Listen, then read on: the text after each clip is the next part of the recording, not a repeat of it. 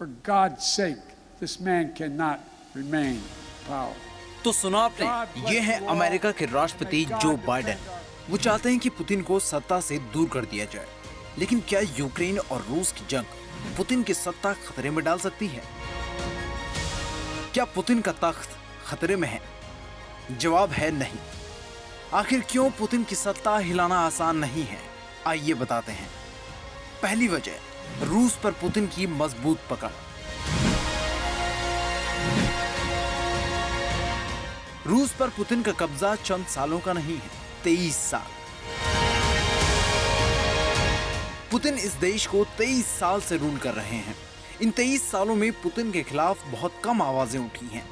KGB में काम करने की वजह से उन्हें देश की सिक्योरिटी फ्रंट पर मास्टरी हासिल है। दूसरी वजह, पुतिन का नया कानून। रूस का पुराना कानून कहता है कि कोई भी व्यक्ति लगातार 2 कार्यकाल से ज्यादा राष्ट्रपति नहीं बन सकता, लेकिन पुतिन ने यह कानून बदल कर रख दिया।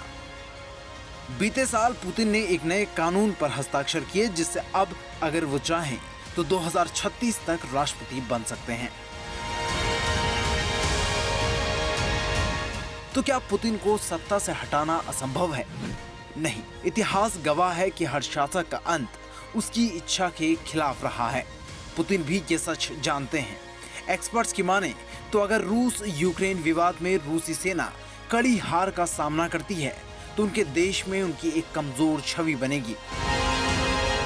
पश्चिमी देशों के प्रतिबंध उनके देश के लिए कठिनाई खड़ी कर सकते हैं। अर्थव्यवस्था चरमरा सकती है और उनके खिलाफ अब तक का सबसे बड़ा विद्रोह खड़ा हो सकता है, जिसे पुतिन न कुचल सकेंगे और न ही उससे बच सकेंगे।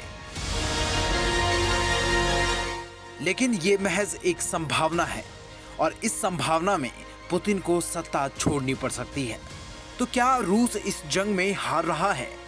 इस सवाल का जवाब इस बात पर निर्भर करता है कि आप किन मीडिया रिपोर्ट्स पर यकीन करते हैं।